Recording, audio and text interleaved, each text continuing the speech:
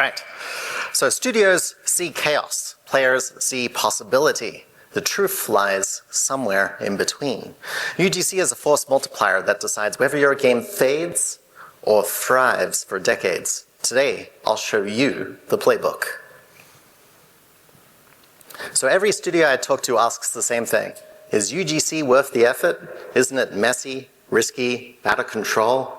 Well, by the end of today, I want you to see that UGC isn't just a feature or a tech solution, it's a strategy.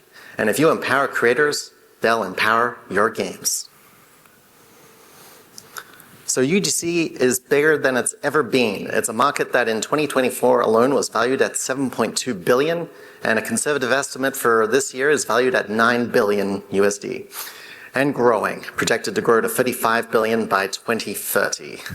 Starting out as a grassroots movement of hobbyists creating and sharing content through mod hubs like ModDB, which alone has 40 terabytes of mods to this day, and Nexus mods over 18 billion downloads, which are booming more than ever, to the established UGC powerhouse platforms of today. Roblox, a 1 billion year creator economy, Unreal Fortnite with 5 billion hours of player time spent on creator islands, which is 30% of their overall playtime, to Mod.io's over 2 billion UGC downloads, over 300 live games with over 5 million mods across multiple platforms. Cross-platform UGC is here. Hi everyone, I'm David Thompson. I have 20 years of industry experience, combining my experience as a modding veteran and as an industry professional. I'm proud to have contributed to Mod.io's journey previously in my capacity there as a product owner, supporting studios bringing UGC to games you may have heard of, like Baldur's Gate 3, Homeworld 3, Dying Light 2, among others. I'm also proud to have been the lead game designer on My Little Pony's Magic Princess, a New Zealand equestrian success story made at Gameloft Auckland with a team of talented New Zealand developers with served over 80 million players to this day and still live after 12 years. Then there's Tiberian Sun Rising, a long-running passion project and mod project. And let me get the legal joke in while I can. Yes, it's unofficial. It's not affiliated with EA. To be clear, Electronic Arts owns all rights to the Command & Conquer series. This is just a fan-created project. A group of fans with ambition of entering the game industry and using the very tools that the developers empowered us with to create in their games. So my creator journey begins like many UGC creators today. I started young. At age 10, I was creating levels for Doom, a classic shooter that came out in 1995, and Command & Conquer Red Alert, which shipped with a level editor. I created these levels for me and my friends to play at LAN parties. At 16, I created CNC Source, a fan hub for Command & Conquer fans, and I started hosting mod projects there, and I ran that for 10 years. I created other mods for Tiberian Sun, CNC Generals, and in 2007, I started one of those ambitious total conversion projects, Tiberian Sun Rising, with the ambition of becoming a professional game designer. And in 2011, I got my shot after making levels for Unreal Engine 3. It got me my first role at Gameloft Auckland, and the rest is history, leading us to today, where I've worked for many studios and Mod.io. So, why do I care about creator empowerment?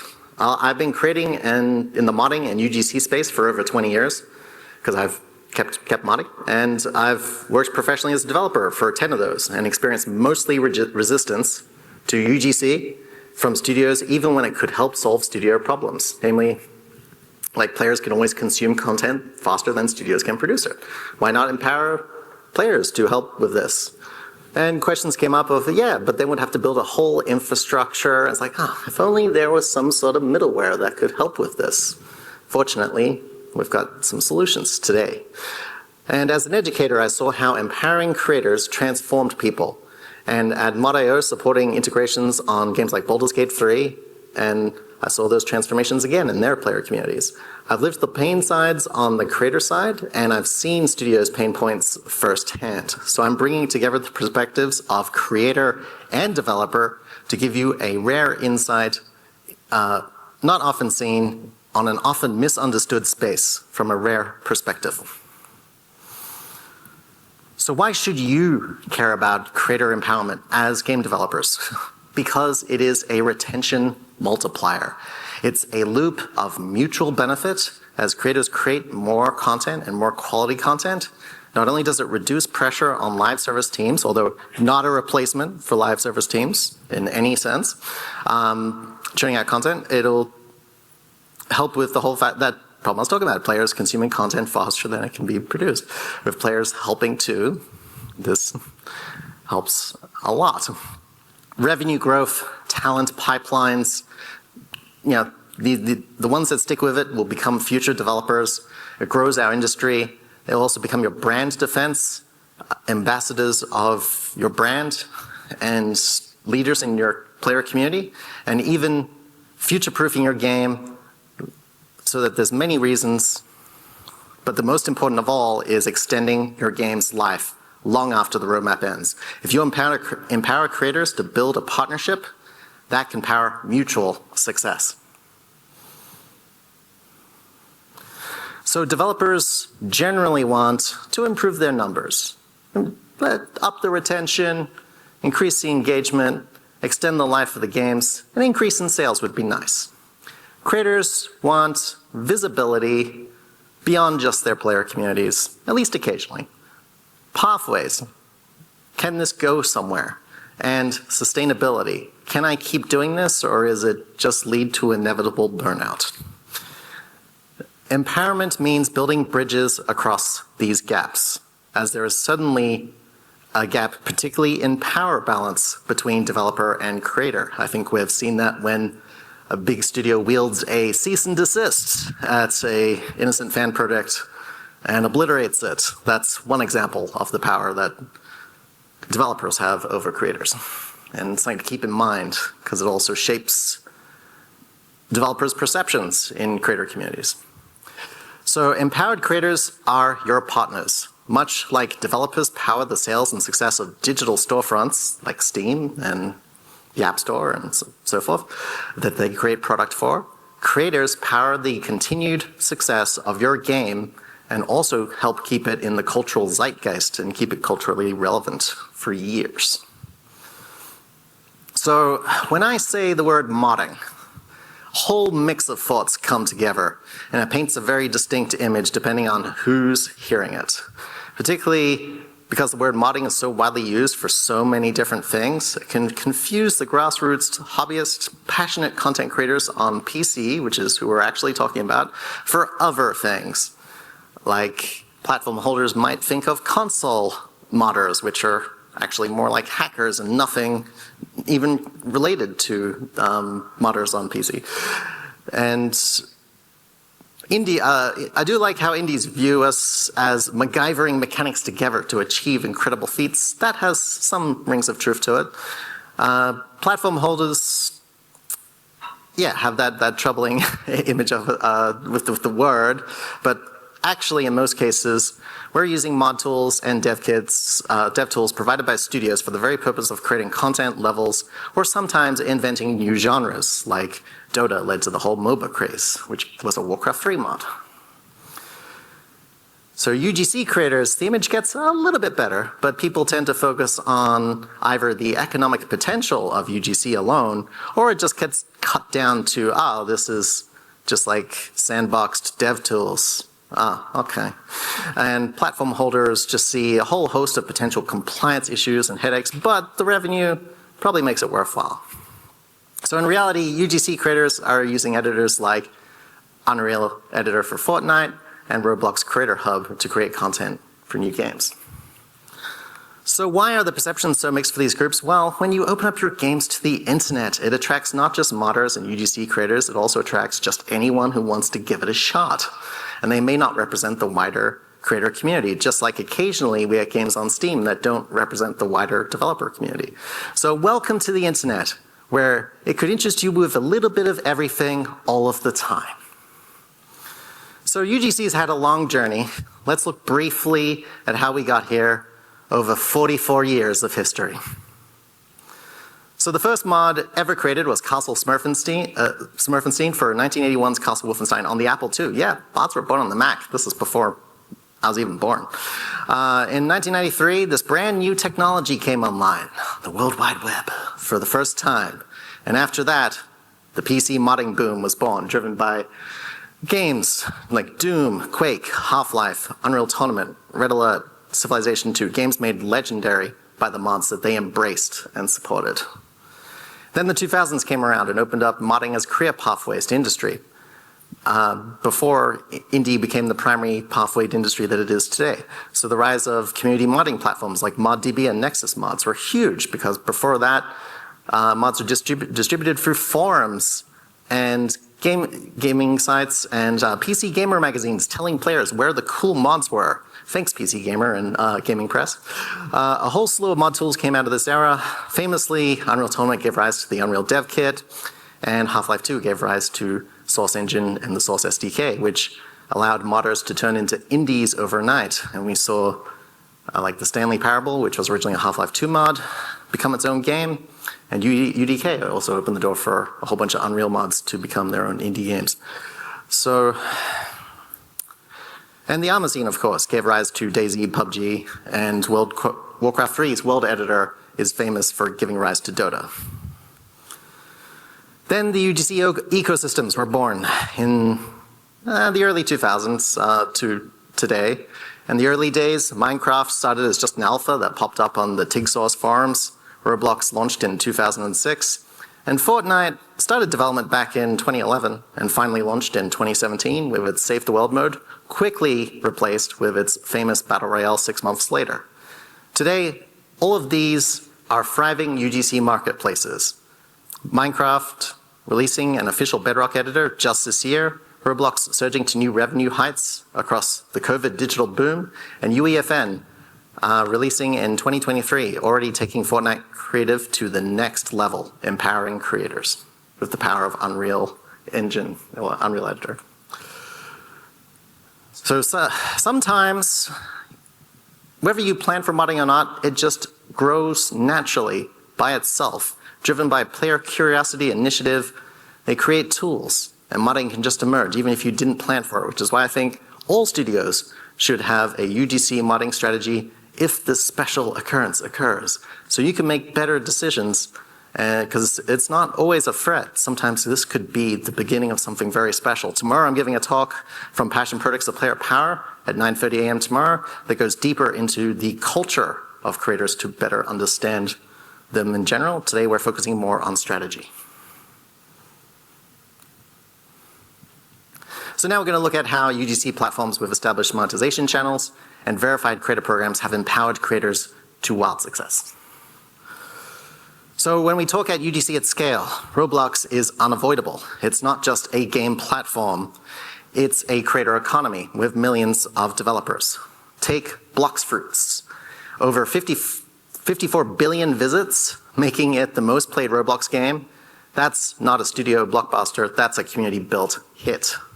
Then you've got Grow a Garden. Built by a teenager in just 3 days, it broke Roblox concurrency records, peaking at over 22 million players online at once. That's bigger than most AAA launches. Brookhaven shows the power of roleplay. It regularly sees how over 1 million concurrent users and its creators have earned huge revenues through DevX. And Adopt Me is a pet simulation game that hit nearly 2 million concurrent users, and its devs are making tens of millions annually. This is a live service built entirely by creators. And Jailbreak, a classic cops and robbers concept that turned its teenage creators into millionaires with 70,000 concurrents at launch. The pattern here is important. Roblox gave people tools and creators ran with them. UGC didn't just extend the life of the game, it extended the life of the platform. With Epic launched in UEFN, people thought of it just as modding for Fortnite. But what's happened is so much bigger. It's become a launchpad for entirely new businesses. Take Penville's Islands. What started as simple 1v1 practice maps turned into a $20 million business in a single year. That's competitive maps becoming someone's livelihood. Then you've got Atlas Creative, a full-on studio making branded worlds for Nike, Marvel, even Star Trek.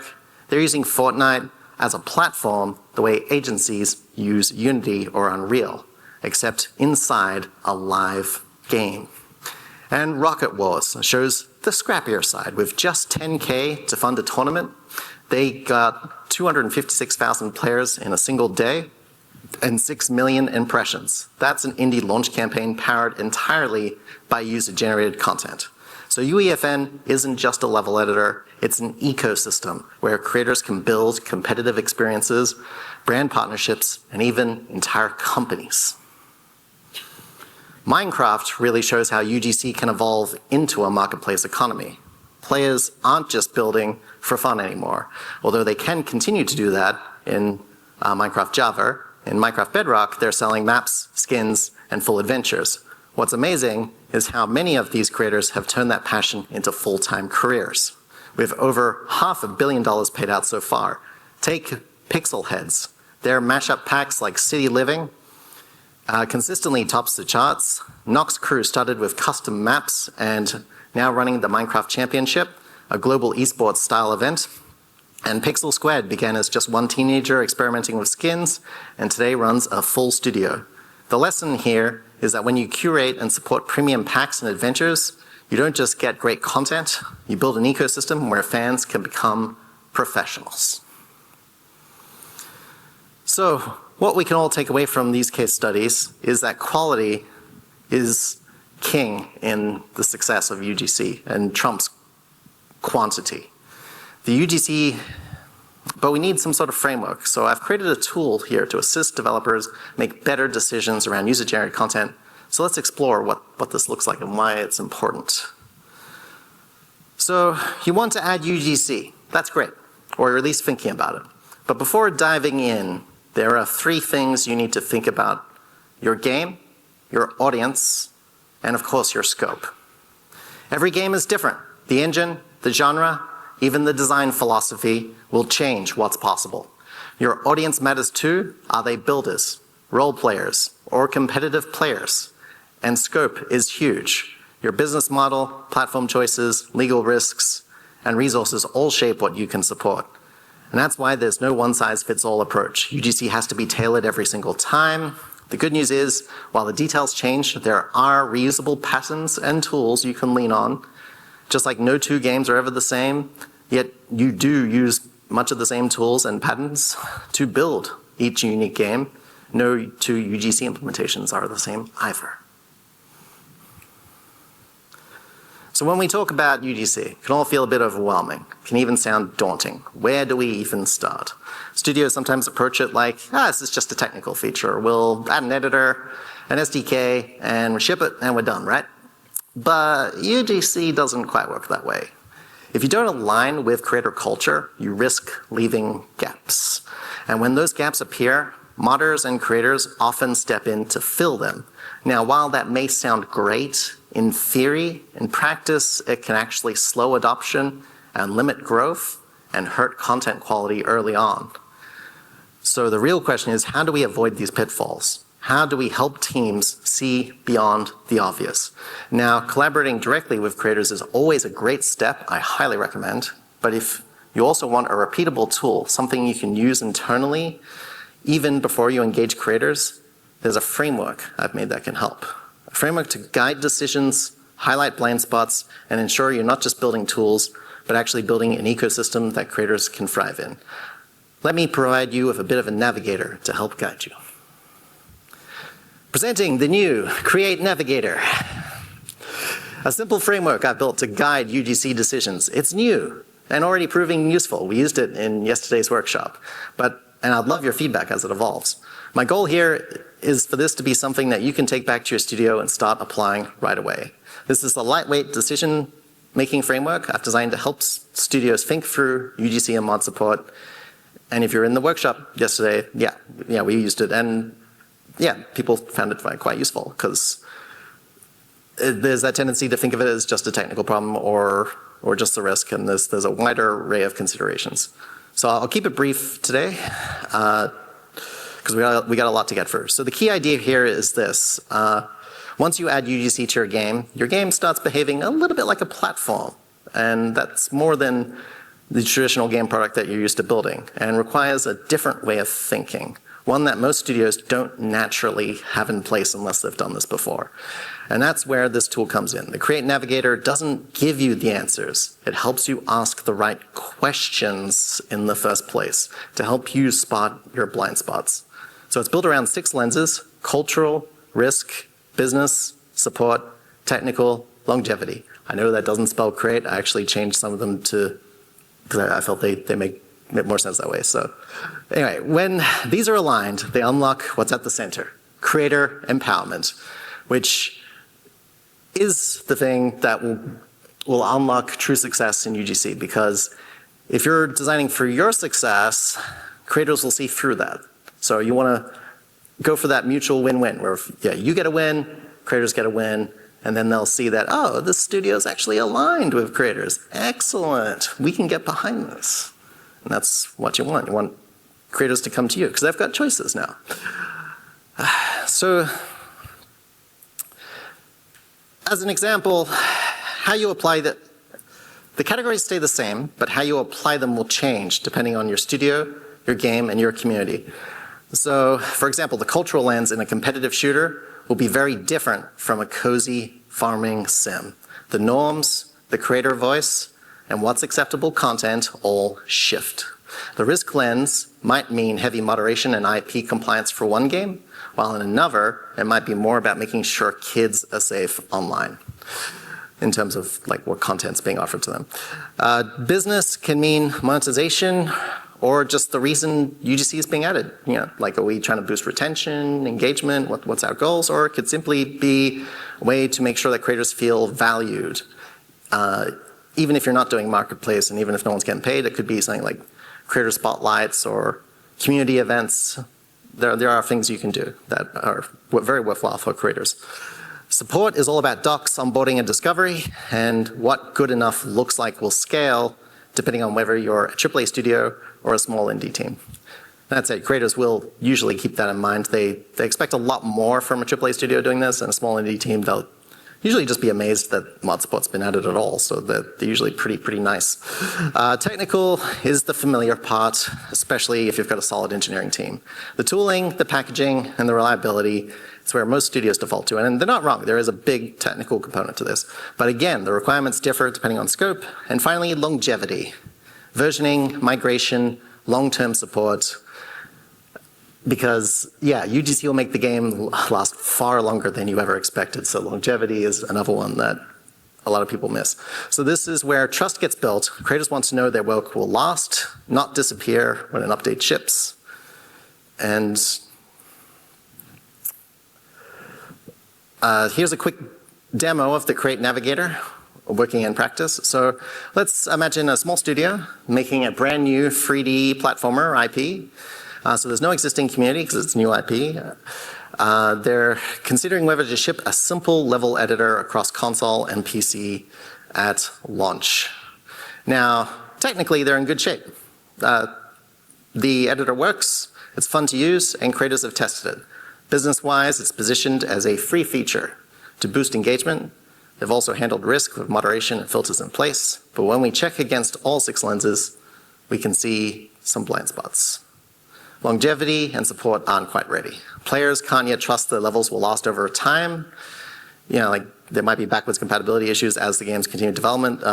Patches might break maps, so you need to look into that. And support has found that without proper discovery tools, players will discover to find content in the first place. And creators aren't going to like that either. So the ship call here is, well, this is almost ready, but we need to reassess next sprint because these are issues going to inhibit our success here. So let's not ship yet. Let's get this fixed up. So as you can see, the tools to help you spot those blind spots that you're not quite seeing, especially if you're it's easy to narrow down just the technical and be like, yeah, it works, we're ready.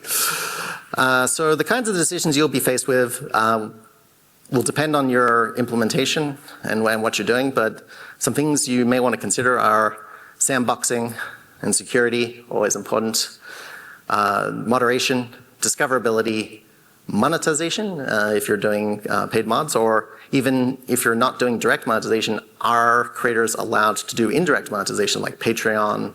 What's the guidelines? What's the rules? Creators usually want to know this because they don't want to get cease and desist, so they'll usually not test things, and except for the really ones that are willing to take the risk, but that's a small minority. And culture fit, because yeah, your community has a culture that's built around your game. And just some of these mini decisions that may surprise you. So if you start simple, these decisions will be less. The more complex and more ambitious your UGC implementation, the wider the scope of decisions you'll need to make and consider. So that's not an exhaustive list. So now we've got a way to make better decisions. Yay, we've got a framework. It only took 44 years for someone to propose any kind of framework to help guide decisions here. But how do we approach designing a game to be more moddable? So designing for designers. Let's look at what adding UGC and ModSpot means for the way we design and build games. So conceptually, a lot of games use modular systems. They are the most common design patterns for mod implementations. Now, this should look very familiar because it's also very similar to the way we build games today. Unity and Unreal are incredibly modular these days and very component-driven. So the key is to provide a similar level of power to creators. So the key is to build the pieces out of your game, out of modular pieces that can be slotted together.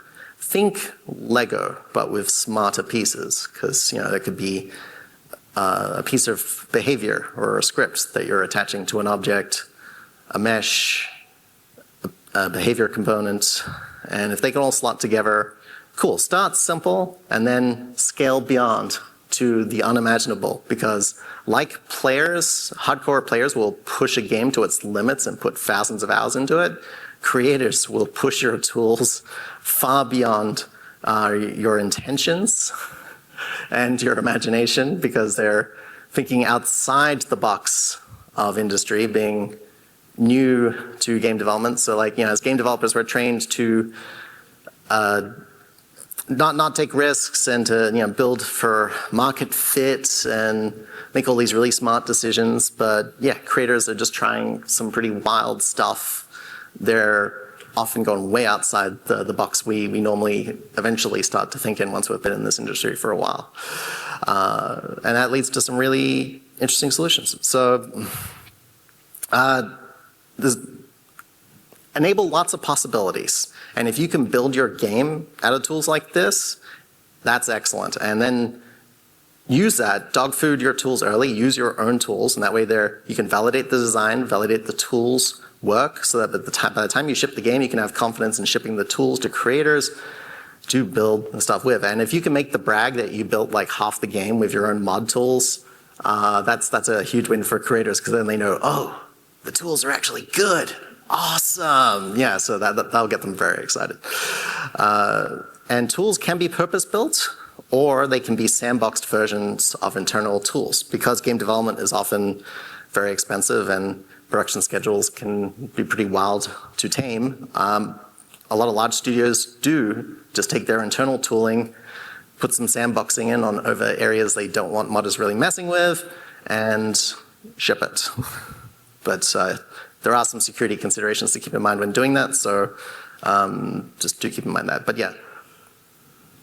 So let's just look at an example from Baldur's Gate 3. So I took this from their official mod documentation, really good mod documentation from Larian, which is always nice for creators to have, because sometimes games just don't have mod documentation, and that's sometimes because the community just made mod tools and the studio never even planned for it. So that's not always the developer's responsibility.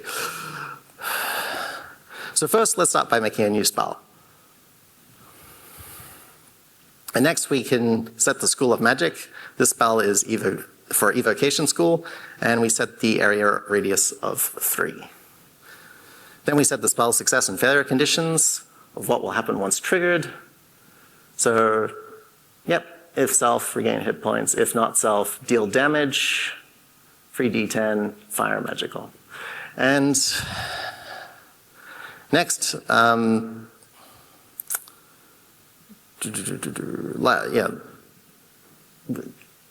Next, we set the target conditions and the area effect conditions and the icon. And then we have the Touch of Fire, a level 3 evocation spell, a melee spell, is created. And I have no doubt that Larian used these tools internally. I don't have that confirmed or anything, but it does seem like a lot of mod tools I've used, which like where I have talked to developers and they did confirm like, oh yeah, these were just our internal tools and we sandboxed some things with ships. This does seem like a tool that Larian would have used to build a lot of systems in their game, and it would have made it really easy for a lot of their content designers to go in and make a lot of this stuff, which is very necessary at the kind of scale and complexity of a game like Baldur's Gate 3.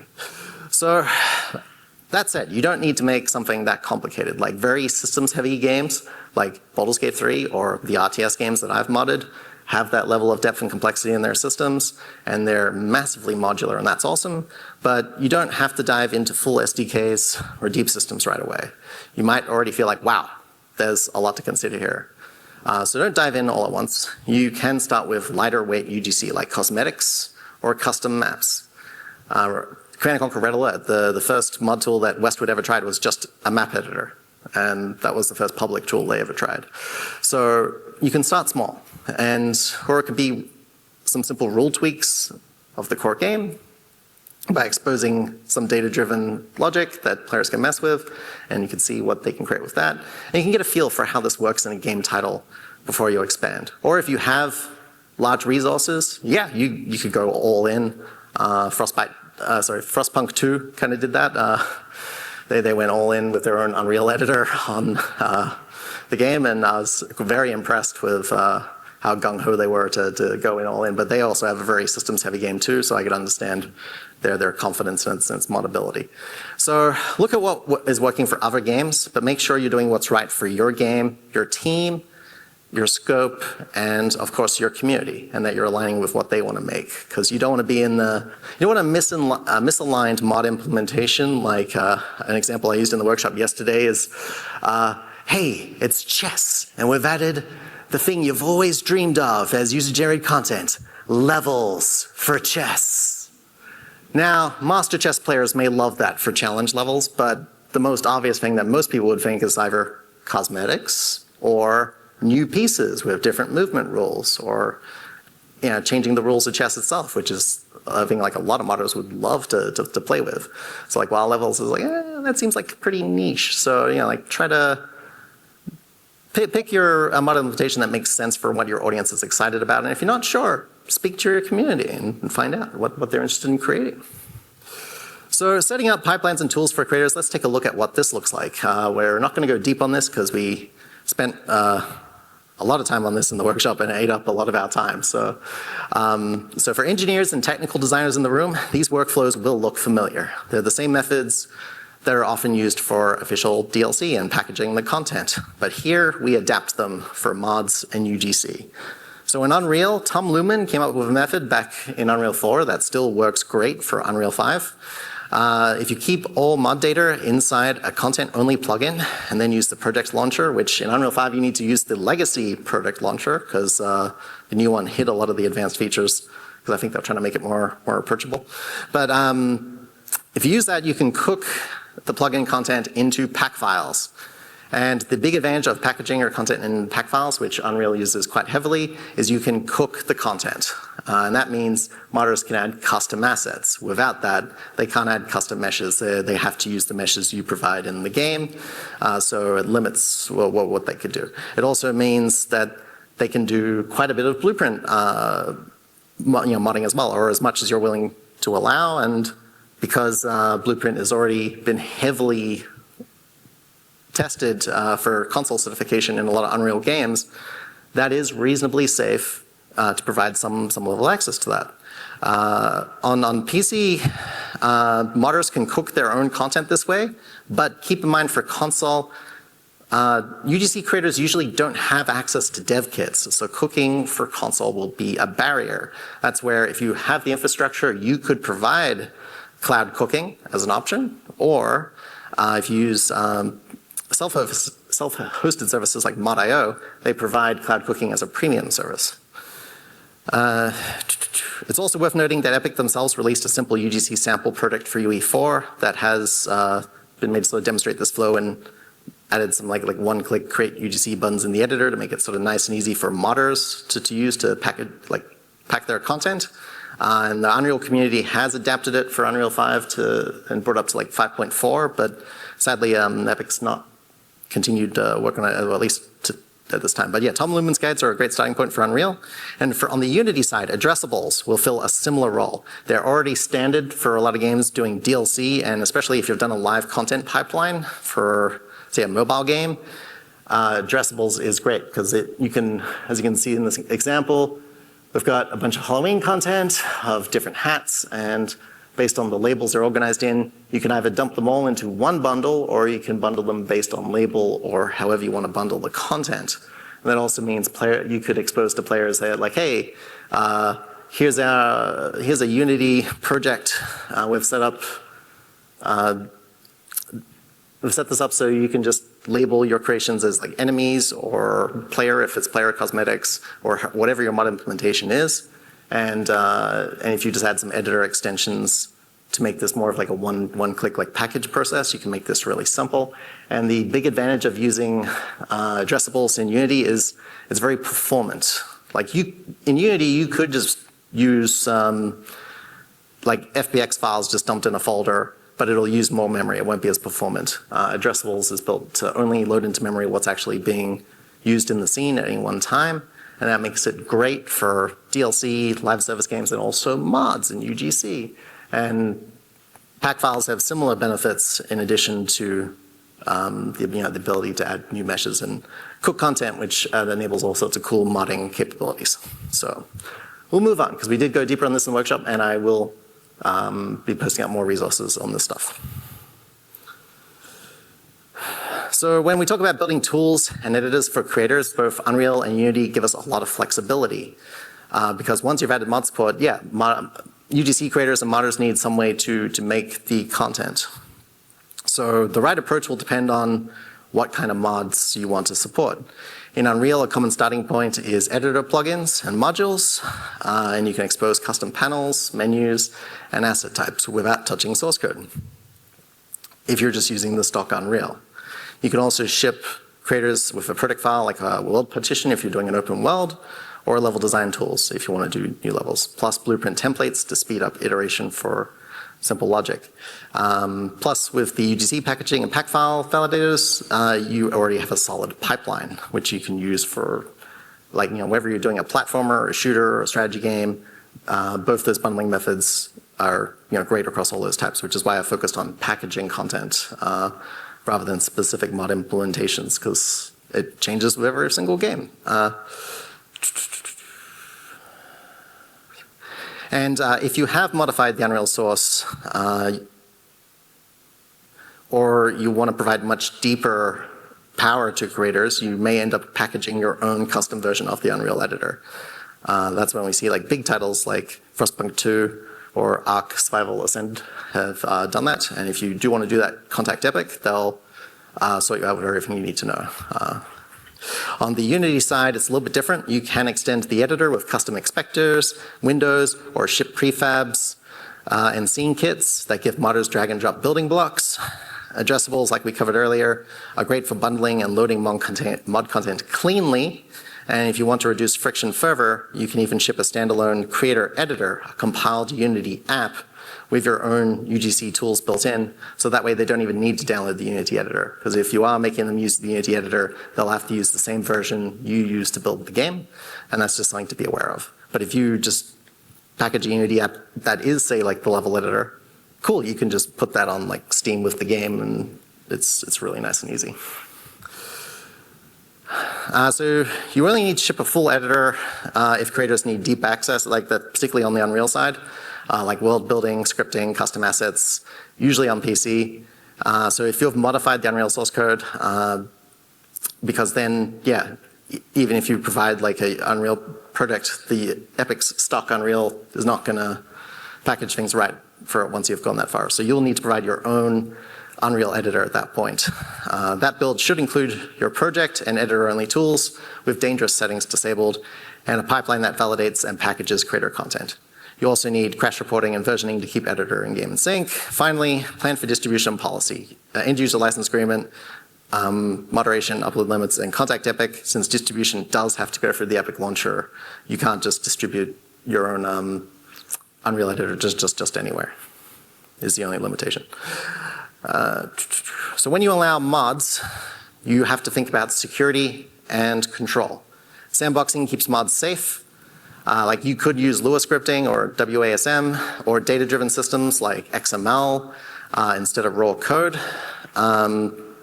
If you are using like a scripting layer like Lua or WASM, just make sure that you lock certain things down like, yeah, no file IO access, no web access, because if a bad actor wants to create some mischief inside your game, they could do a lot of damage with that. So yeah, you want to disable those things.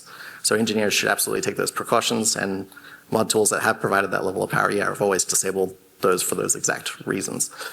There's a lot of things here to think about. So like process isolation, verification of like the packaging of content in your tools, scanning for malware, things like that, which also middleware like Mod.io can help with, and even accessibility, like making your tools accessible. Finally, one thing I want to mention here is too many restrictions, because yes, you do need to think about security and a lot of these things, but too many restrictions does frustrate creators, especially like the really, the more hardcore modders. So if they're blocked on something they really want to add, they'll find workarounds. Like Baldur's Gate 3 toolkit, for example, allowed a lot of modding of a lot of areas of the game, but it did not allow new level creation. And I'm sure Larian had their reasons for disabling this and sandboxing this, but one modder took it upon themselves to mod the Baldur's Gate 3 toolkit to make new level creation possible. And that's a very popular mod for Baldur's Gate 3 toolkit. It only works on PC. It doesn't affect the console mod distribution, but something to keep in mind that, yeah, like that's a really juicy feature to leave behind. So yeah, modders will usually take it upon themselves to figure out a way to get it. So just keep that in mind.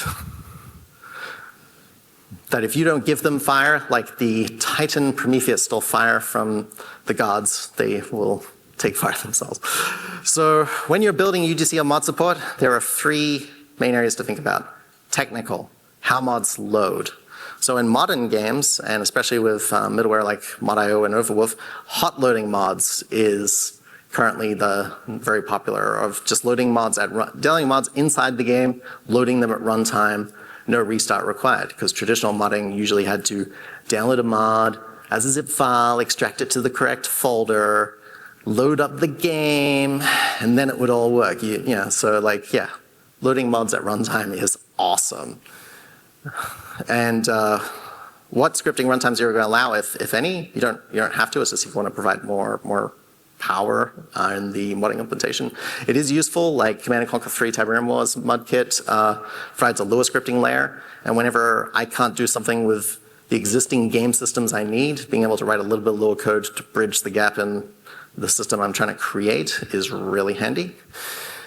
Allows me to make things possible that most modders think's not possible, because apparently only a small, like the more veteran modders are using the lore, so it's like, okay. Handling dependencies and versioning, something also to think about. Very systems-heavy games, dependencies will become a big thing because modders tend to build on other mods, especially ones that have really cool systems. They'll go, that's a really cool system. I want to make a mod for that mod. And then someone might make a mod for that mod if that mod becomes popular, and now you're starting to see the dependency chain that's being built. Fortunately, middleware like Mod.io and Overwolf do provide support for this, but also Steam Workshop provides dependency support too. So it's become pretty standard that that's just like modders do in a lot of games. Business and policy, revenue sharing, entitlements, cross-platform support, content ratings, and rules for competitive or networked play, like how a lot of older games handled protecting competitive play was just putting the server in charge of what mods were allowed to run, and the client had no choice in it. So if you're joining a server that was modded, it would automatically send you the mods. If you're joining a normal competitive server, no mods. yeah, that simplifies things in some ways. But it depends on your implementation. You can implement mod support many different ways. And player and creator experience, making updates seamless. So, you know, like mods automatically download an update is awesome. Like, I remember the thing that used to be a big problem with distributing mods is that when you had released updates, people often wouldn't download the update because there's no auto update. It required them checking ModDB or Nexus for the update and manually downloading it. And they were never gonna do that unless they were highly engaged. So automatic delivery of updates is awesome for platforms like Steam Workshop or Mod.io. Ensuring, managing storage and quotas is especially important on console mod support. And remember, the diagram reminds us to feed everything into creator empowerment, like technical, business, cultural, risk, support, and longevity. So this isn't an exhaustive list, and every studio should adapt it to their game's needs.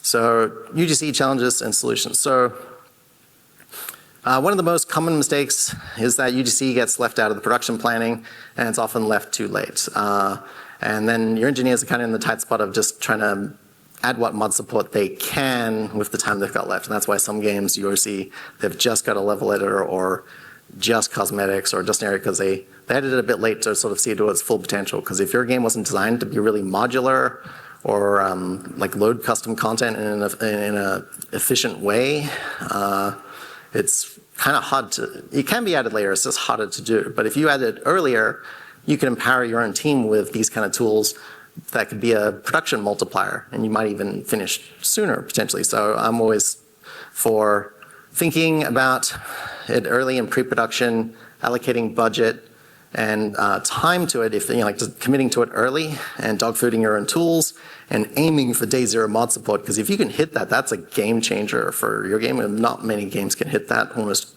most games add mod support post-launch because of the whole production challenge, and they usually consider it late. And if you can pilot creator tools pre-launch, that'll up the quality even more because creators will feel they've had buy-in to the tools, and they'll also tell you what they liked, what they didn't like, and that'll also help you suss out your documentation as well. So on the surface, it all feels like every game could benefit from UGC or mods. And if that's true, why don't all games support it?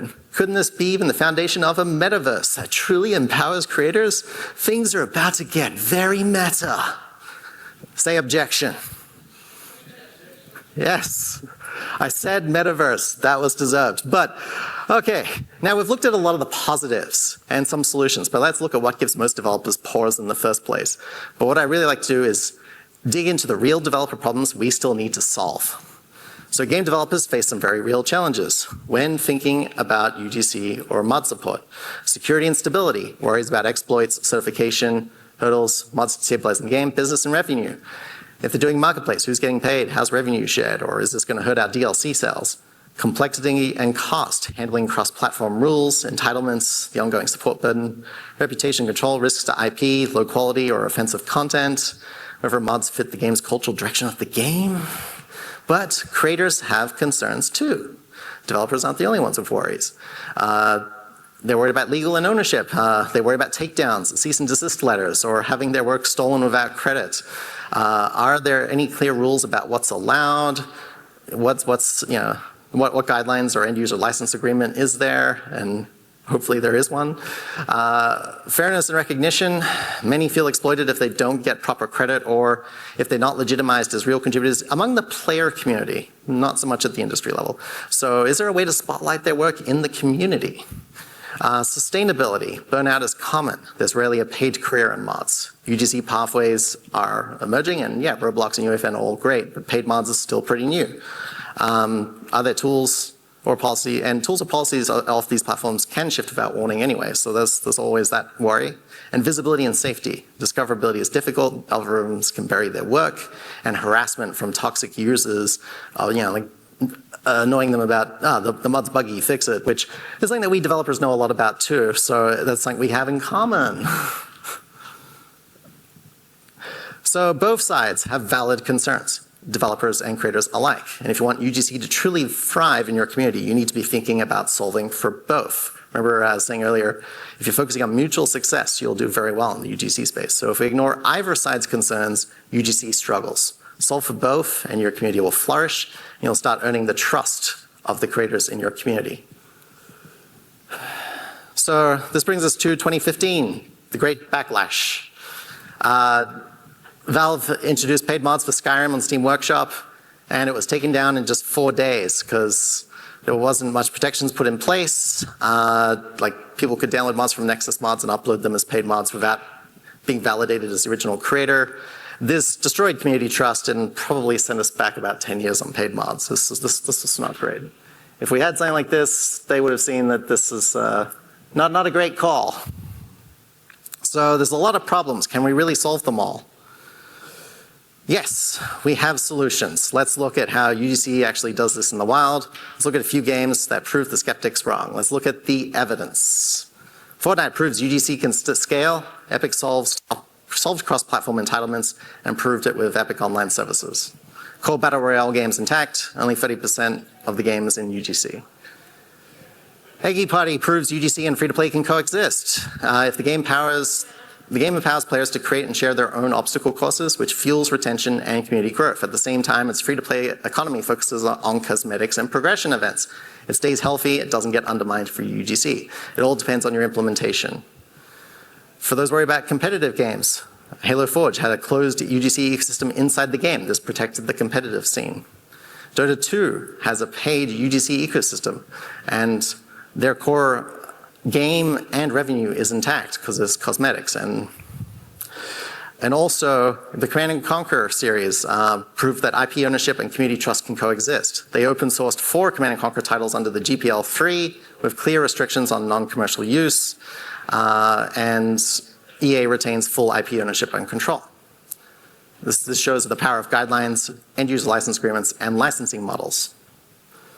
So paid mods already work, and it's here. Yeah, like Microsoft Flight Simulator has been doing it with PlayFab, and Ark Survival Ascended has been doing it with Overwolf. Yeah. Okay, sorry, I'll speed through. And yeah, we've got licensing deals with Hasbro for paid mods. It's crazy. Paid mods has been fixed. Bethesda stepped in with the new Crisis program, and top Skyrim creators, then veteran modders, have given it the thumbs up. So how could we do this? We all know about Steam Workshop, so let's move on to middleware that's bridging this gap. So Overwolf is one of the solutions, and offering cross-platform UGC and also SDK integrations that you can add straight to the game. And this is a case study on Ark Survival Ascended, which has had over 1 billion downloads to date. Mod.io is a studio integrated white label solution, also cross-platform SDKs, supports for each engine and custom engine, in-game mod browsing, moderation tools, analytics dashboards. Lots of features worth checking out. Baldur's Gate free, over 302 million downloads at launch. So it's not a question of if we've got the technology, it's more a question of how and a fair way to do this. The case studies we looked at the case studies we looked at earlier, they all had one thing in common: verified creator programs is what builds the trust between creators and developers and provide the necessary protections in place and guidelines. So I've never launched one, but yeah, co-create with creators, get their approval, pilot it, and then keep going until you launch it. So we've got a framework now. There's middleware available that make this, studios of any size can use this. You know, I worked with small indie developers and major studios at Mod.io. If you just take 3 things away: fairness, visibility, and sustainability, and build around that, you'll do great in this space. We can see modders a bit more clearly now, and UGC creators. If you empower creators, they'll empower your games long beyond where the roadmap ends. I'll take questions now. There's no time for questions, sorry. If you need questions, just come and see me. Sorry, we went a little bit over time.